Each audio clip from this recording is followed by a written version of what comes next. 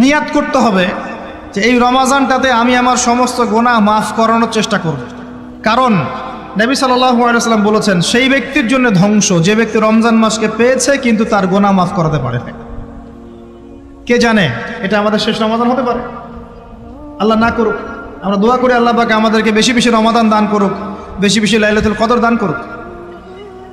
প্রথম শুরু হচ্ছে আপনি মাসের বাজার আগে করে ফেলবেন। আমি একটু প্র্যাকটিক্যাল কথা বলবো আর কি। আপনি রমাদান মাসের বাজার এই শাবান মাসে করে ফেলার চেষ্টা করেন, পারলে ঈদের শপিংটাও করে ফেলার চেষ্টা করেন। রমজান মাসে বেশি বাইরে যাবেন এবং টাকা পয়সা নিয়ে গিয়ে যে স্ত্রী সন্তানের হাতে দিয়ে দিবেন না, যাও বাইরে গিয়ে মার্কেটিং করে আসো, এই ভুলটা করতে যায়। নিজে পরিবেশ নষ্ট করবে, রোজার যে আধ্যাত্মিকত্ব নষ্ট হবে, আরও হাজারটা যুবকের চোখের জানা করাও প্রয়োজন নাই। আপনি পরিবারের কর্তা, লিস্ট করে ফেলেন, আপনাকে আল্লাহ পাক যতটুকু সামর্থ্য দিয়েছেন মূল জিনিসগুলো কিনে রেখে দেন, আর বাকি টুকটাক বাজার আপনি করবেন। আর যখন বাজারে যাবেন একটা দোয়া পড়বেন, আপনি 10 লক্ষ নেকি পাবেন ইনশাআল্লাহ। কত লক্ষ? 10 লক্ষ। দোয়াটা শিখাচ্ছি। দোয়াটা হচ্ছে লা ইলাহা ইল্লাল্লাহ ওয়াহদাহু লা শারীকা লাহ লাহুল মুলক ওয়া লাহুল হামদ ইউহয়ী ওয়া ইউমীত ওয়া হুয়া হাইয়ুন লা ইয়ামুত বিয়াদিহিল খায়রু কুল্লুহু ওয়া হুয়া আলা কুল্লি শাইইন কাদির। একবার পড়লে 10 লক্ষ নেকি পাবেন বাজারে গিয়ে। কেন পাবেন? কারণ বাজার সবচেয়ে নিকৃষ্ট জায়গা, যেখানে গেলে মানুষ আল্লাহকে স্মরণ করে না। সেখানে গিয়ে আপনি আল্লাহকে স্মরণ করেছেন, এই জন্য আল্লাহ পাক নেকি দিবেন ইনশাআল্লাহ।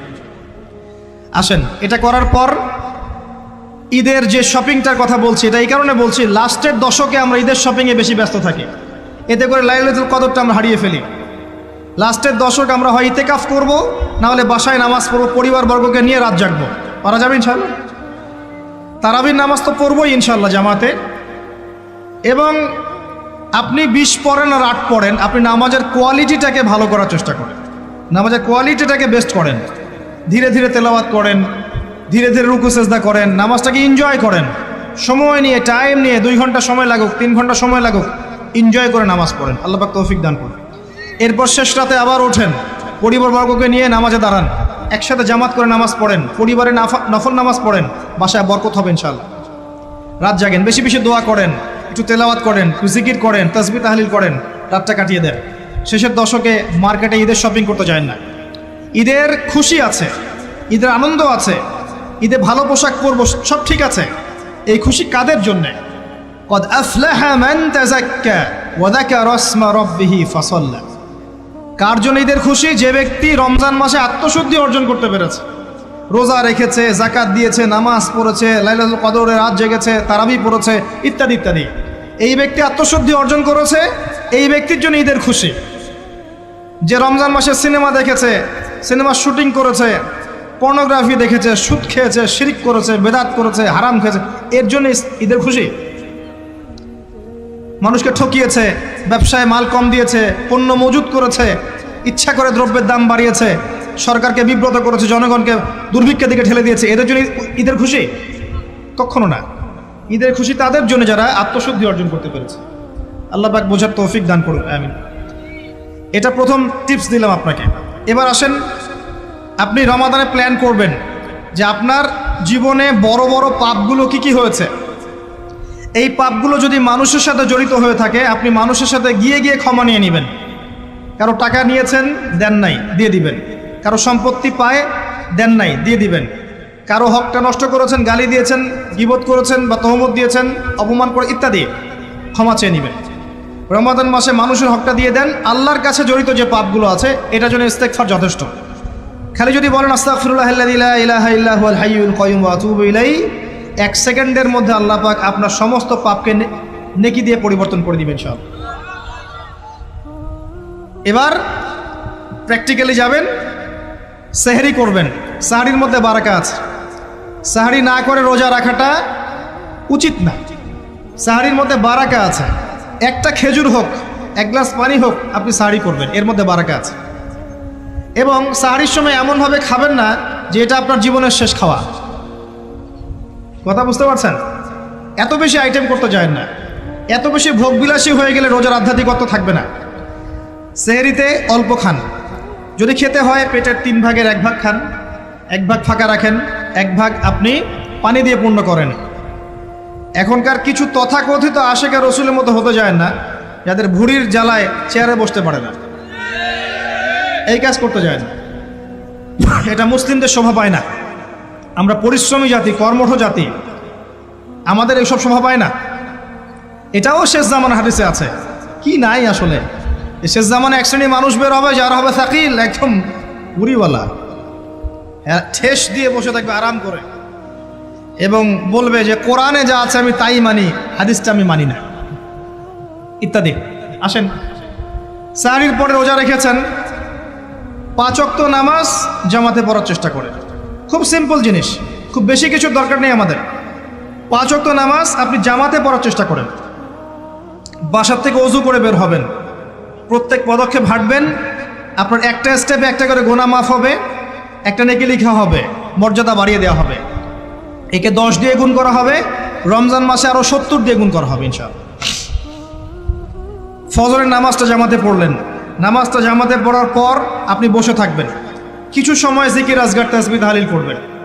পারলে 1 পারা করে কোরআন তেলাওয়াত করবেন। রমাদান মাসে প্রত্যেক দিন 1 পারা করে কোরআন তেলাওয়াত করার চেষ্টা করবেন। 30 দিন 30 পারা, রমাদানে অ্যাটলিস্ট একটা খতম পারা যাবে, অ্যাটলিস্ট একটা খতম চেষ্টা করা যায় না ইনশাআল্লাহ। ফজরের নামাজ হয়ে গেছে, আপনি কোরআন তেলাওয়াত করেন। 1 পারা পড়তে সময় লাগবে আধা ঘন্টা, 40 মিনিট, কারো 1 ঘন্টা। এরপর সূর্য উঠে যাবে, উঠে গেলে পরে আপনি 2 রাকাত ইশরাকের নামাজ পড়বেন, নামাজটা পড়ে বাসায় যাবেন। আল্লাহর নবী বলছেন সাল্লাল্লাহু আলাইহি ওয়াসাল্লাম, আপনার আমল নামায় একটা কবুল হজ, একটা কবুল ওমরার নেকি লেখা হবে ইনশাআল্লাহ। এবার রেস্ট করেন, বাসায় গিয়ে রেস্ট করেন। যখন ঘুমাবেন তখন ঘুমের সুন্নাহগুলো আদায় করেন। সূরা ফালাক, নাস, ইখলাস পড়েন, ফু দেন, দিয়ে গা মাসাহ করেন, আয়াতুল কুরসি পড়ে ঘুমান, ঘুমের দোয়া পড়ে ঘুমান, ঘুমটাও নেকি হবে ইনশাআল্লাহ। এরপর হয়তো আপনি কাজে যাবেন, চাকরিতে যাবেন, বা ব্যবসায় যাবেন, বা আপনি শিক্ষাক্ষেত্রে যাবেন, ইত্যাদি ইত্যাদি। যে ক্ষেত্রেই যান না কেন আপনি মনে রাখবেন আপনি রোজাদার। যে ক্ষেত্রেই যান আপনি মনে রাখবেন আপনি রোজাদার। আমি কারোর সাথে এখন ঝগড়া করতে পারবো না, কারোর সাথে এখন মারামারি করতে পারবো না, আমি কারো গীবত করতে পারবো না, আমি মিথ্যা বলতে পারবো না, আমি মাপে কম দিতে পারবো না, আমি জনগণকে ঠকাতে পারবো না, আমি রোজাদার। এটা মনে রাখবেন। এটা মনে রাখলে পরে দেখবেন ইনশাআল্লাহ তাআলা আপনি আল্লাহকে পাচ্ছেন, আল্লাহর মারিফত পাচ্ছেন। খাচ্ছি না, আল্লাহর ভয় না। পানি পান করছি না, স্ত্রী সহবাস করছি না, কার ভয়ে? আল্লাহর ভয় না। এত কঠিন কাজ করার পরেও রোজার নেকি পাওয়া যাবে না যদি রোজা রাখা অবস্থায় আমি মিথ্যা বলি, মাপে কম দেই, গীবত করি, সুদ খাই, জেনা করি, ইত্যাদি ইত্যাদি। নবী সাল্লাল্লাহু আলাইহি ওয়াসাল্লাম বলেছেন, সেই ব্যক্তির পানাহার ছেড়ে দেয় আল্লাহর কিচ্ছু যায় আসে না, যে ব্যক্তি রোজা রেখে অশ্লীল কাজ করেছে। মা বোনদেরকেও বলবো, রোজা রেখে যদি বেপরদায় চলেন রোজার কোনো দাম নাই। রোজা রেখেও যদি এমন কাপড় পরে চলেন যেই কাপড় পরা না পরা একই কথা, ঢাকা শহরের ফ্যামিনিস্ট মেয়েদের মতো জিন্স আর গেঞ্জি পরে ঘোরেন, রোজা রাখা না রাখা আপনার একই কথা। এটা রোজা হয়নি, উপবাস হয়েছে, উপবাস। ইকোনমিক সেকশন আমরা যারা আছি, আমরা যদি রোজা রেখেও সুদ খাই, আমার রোজা রাখা না রাখা আল্লাহর কিচ্ছু যায় আসে না। আমরা ধর্মীয় ক্ষেত্রে যারা আছি, জানা অনুযায়ী আমল যদি না করি, দিনকে দুনিয়ার স্বার্থে ব্যবহার করি, আমাদের রোজা রাখা না রাখায় কিছু যায় আসে না। আমরা যদি মিথ্যা বলি, অন্যের গীবত করি, অশ্লীল কাজ করি, গার্লফ্রেন্ডের সাথে সময় কাটাই, ওর সাথে কফি খেতে যাই, ডেটিং করতে যাই, এই যে ফেসবুকের মাধ্যমে চ্যাটিংয়ে প্রেম করি, ইউটিউবে অশ্লীল ভিডিও দেখি, পর্নোগ্রাফি দেখি, ইত্যাদি ইত্যাদি, এইসব রোজা রাখা না রাখা আল্লাহর কিচ্ছু যায় আসে।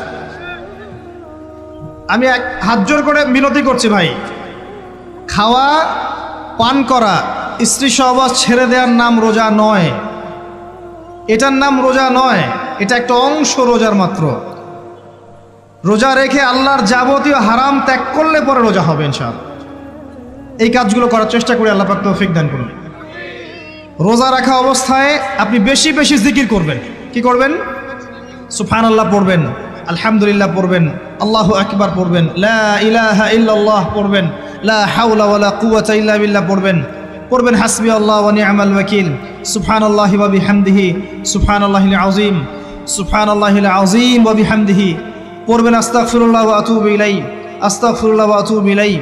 পড়বেন লা ইলাহা ইল্লাল্লাহ ওয়াহদাহু লা শারীকা লাহ লাহুল মুলকু ওয়া লাহুল হামদু ওয়া হুয়া আলা কুল্লি শাইইন কাদির। পারা যাবে না ইনশাআল্লাহ? বেশি বেশি পড়বেন। আরেকটা কাজ করবেন, প্রতিটা কাজ নবী সাল্লাল্লাহু আলাইহি ওয়াসাল্লামের সুন্নাহ মাফিক করার চেষ্টা করুন। সুন্নাহ মাফিক, খাচ্ছেন তার সুন্নাহ মাফিক, টয়লেট করছেন তার সুন্নাহ মাফিক, ঘুমাচ্ছেন তার সুন্নাহ মাফিক। সুন্নাহর বইগুলো আছে না বাজারে, কিনে নেবেন, কিনে নিয়ে দেখবেন প্রতিটা কাজ কিভাবে করলে সুন্নাহ হবে। এই কাজগুলো করতে গিয়ে আপনাকে গভর্নমেন্ট বাধা দিবে, বিশ্বের পরাশক্তিরা বাধা দিবে, আপনাকে কি কেউ পিটাবে এগুলো করলে, জেল খাটাবে? এগুলো আমাদের ব্যক্তি স্বার্থের ব্যাপার, ইচ্ছা করলেই করা যায়। এই ইচ্ছাটা আল্লাহ পাক আমাদের অন্তরে জাগ্রত করুন, আমিন। একটা কাজে কথা বলবো, নর্মালি আমরা ফরজগুলোতে বেশি ফোকাস করি, ফরজ ওয়াজিবে। রমজান মাসের সুন্নত মোস্তাহাবেও ফোকাস করতে হবে। রমাদানে একটা নফল আপনাকে ফরজের নেকি দিয়ে দিবে ইনশাল্লাহ, রমাদান একটা সুন্নাহ আপনাকে ফরজের নেকি দিবে ইনশাল্লাহ। তো রমজান মাসে শুধু ফরজ নয়, একটু সুন্নাহ সালাতগুলো, নফল সালাতগুলো একটু বেশি বেশি পড়ার চেষ্টা করি, আল্লাহ পাক তৌফিক দান করুন। স্পেশালি একটা কাজ করার চেষ্টা করতে পারি, অজু যখন ভেঙে যায়, টয়লেট করলেন অজু ভেঙে গেল, সাথে সাথে হালকা করে অজু করে ফেলার চেষ্টা করে, সবসময় পবিত্র থাকার চেষ্টা করে। বেলাল আল হায়বাশী নাম শুনেছেন? রাদিয়াল্লাহু আনহু। নবী সাল্লাল্লাহু আলাইহি ওয়াসাল্লাম বলছেন, আমি যখনই জান্নাতে গিয়েছি বেলাল তোমার পায়ের শব্দ শুনেছি। সুবহানাল্লাহ। যেই বেলালকে উত্তপ্ত মরুভূমিতে শুইয়ে নির্যাতন করা হচ্ছে, সেই বেলাল বলছেন আহাদুন আহাদ। সেই বেলাল রাদিয়াল্লাহু আনহুর নামে শানে সূরা নাজিল হচ্ছে কুল হুয়াল্লাহু আহাদ। ওই বেলাল রাদিয়াল্লাহু আনহুকে নবী সাল্লাল্লাহু আলাইহি ওয়াসাল্লাম বলছেন, যখনই জান্নাতে যাই তোমার পায়ের আওয়াজ শুনি, তুমি কি এমন আমল করো যার কারণে এই মর্যাদা তোমার? বেলাল রাদিয়াল্লাহু আনহু বলছেন, আমি তো স্পেশাল তেমন কোনো আমল করি না, আপনারা যা করেন আমিও তাই করি, তবে আমার যখনই ওযু ভেঙে যায় আমি ওযু করি, আর আমি ওই ওযু দিয়ে 2 রাকাত নামাজ পড়ি। এটাকে তাহিয়াতুল ওযুর নামাজ বলে। রমজান মাসে করার চেষ্টা করি, আল্লাহ পাক তৌফিক দান করুন।